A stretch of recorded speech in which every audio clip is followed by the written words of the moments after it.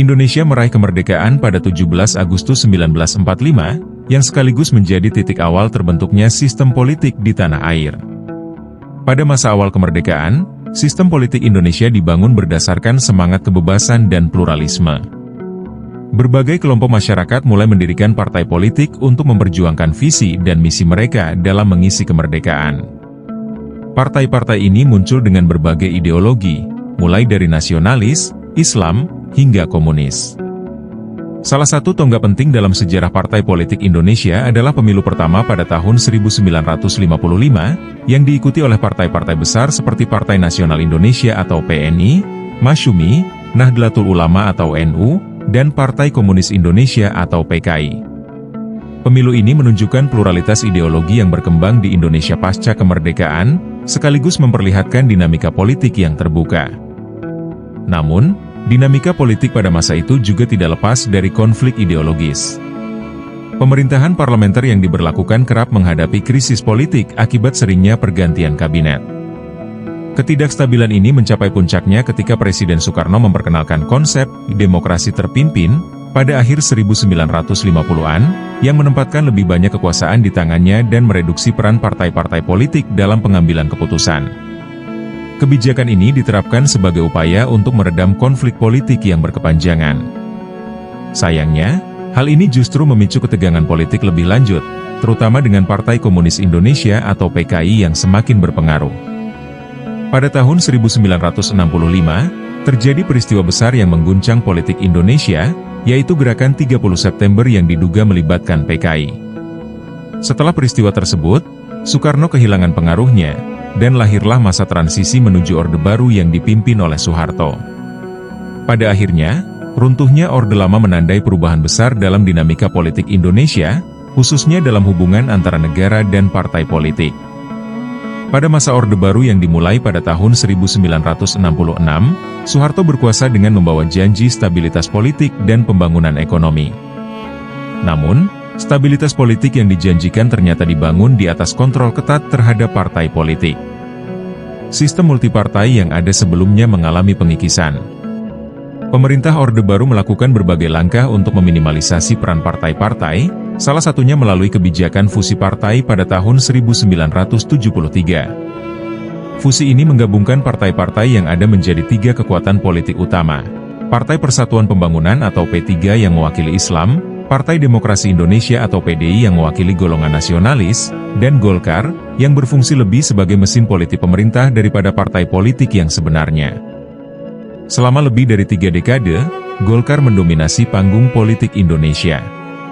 Pemilu yang dilaksanakan selama Orde Baru secara formal memberikan ruang bagi partai oposisi, namun dalam kenyataannya, Golkar selalu menang telak berkat kontrol kuat dari pemerintah. Pemilihan umum di bawah Orde Baru dianggap hanya sebagai formalitas belaka, karena hasilnya selalu menguntungkan Golkar. Partai-partai lain dipaksa tunduk pada aturan ketat, dan suara oposisi dibungkam. Selain pengendalian partai, Orde Baru juga mengontrol masyarakat sipil dan media. Setiap bentuk oposisi terhadap pemerintahan dianggap sebagai ancaman, dan tidak jarang tindakan represif diambil untuk meredam suara-suara kritis. Di bawah kendali Soeharto, sistem politik menjadi otoritarian, dan partai politik kehilangan peran mereka sebagai wadah aspirasi rakyat. Namun, seiring dengan melemahnya ekonomi pada akhir 1990-an dan meningkatnya ketidakpuasan masyarakat terhadap rezim Orde Baru, kekuatan Soeharto mulai merosot. Krisis moneter Asia tahun 1997 menjadi titik balik yang mempercepat runtuhnya Orde Baru. Gerakan reformasi yang dipimpin oleh mahasiswa dan didukung oleh elemen masyarakat sipil berhasil menumbangkan Soeharto pada tahun 1998, menandai berakhirnya Orde Baru dan membuka era baru bagi partai politik di Indonesia. Setelah jatuhnya Soeharto, Indonesia memasuki era reformasi, yang ditandai dengan kembalinya kebebasan politik. Salah satu perubahan paling signifikan dalam era ini adalah kebebasan mendirikan partai politik.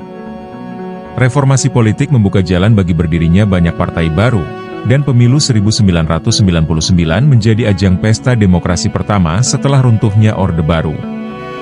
Pada pemilu 1999, partai-partai besar seperti Partai Demokrasi Indonesia Perjuangan atau PDIP yang dipimpin oleh Megawati Soekarno Putri, Partai Golkar yang kini berada di luar kekuasaan, serta partai-partai baru seperti Partai Kebangkitan Bangsa atau PKB dan Partai Amanat Nasional atau PAN, berlaga untuk merebut suara rakyat.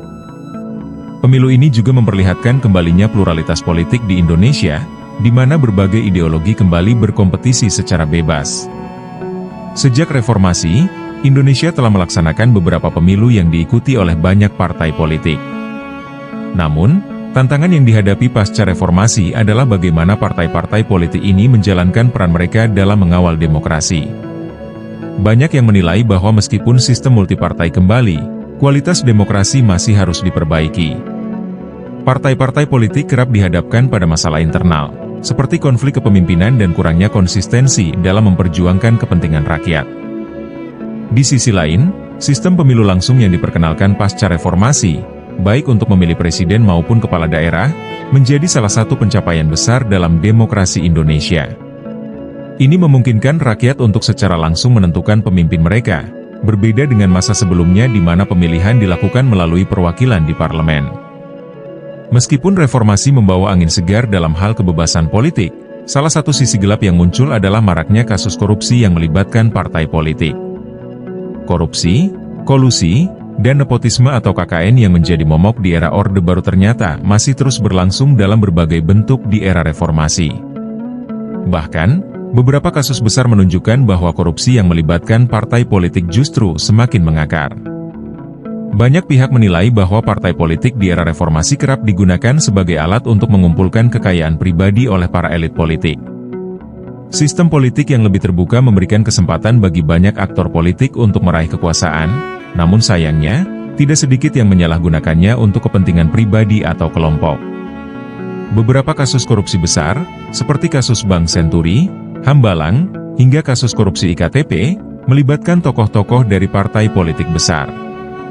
Fenomena ini memperlihatkan bahwa meskipun Indonesia telah beralih ke sistem demokrasi yang lebih terbuka, masalah integritas di kalangan elit politik masih menjadi tantangan besar. Publik kerap kecewa karena harapan akan adanya pemerintahan yang bersih dan transparan pasca reformasi belum sepenuhnya terwujud. Korupsi yang melibatkan partai politik tidak hanya merusak citra partai itu sendiri, tetapi juga menggerogoti kepercayaan masyarakat terhadap sistem politik secara keseluruhan. Dalam banyak kasus, partai-partai politik gagal memberikan sanksi tegas kepada anggotanya yang terlibat korupsi, sehingga menimbulkan persepsi bahwa mereka melindungi kepentingan internal daripada kepentingan publik. Sejarah pelaksanaan politik berbasis partai di Indonesia adalah cerminan dari dinamika politik yang terus berubah. Mulai dari masa kemerdekaan, di mana partai-partai politik menjadi wadah aspirasi masyarakat, hingga masa Orde Baru yang menekan peran partai, serta era reformasi yang membuka kebebasan politik, semuanya memperlihatkan betapa kompleksnya hubungan antara partai politik dan kekuasaan di Indonesia. Namun, tantangan terbesar yang dihadapi saat ini adalah bagaimana partai-partai politik dapat berfungsi sebagai alat untuk memperkuat demokrasi dan memperjuangkan kepentingan rakyat, bukan sekadar menjadi kendaraan bagi elit politik untuk meraih kekuasaan dan kekayaan pribadi.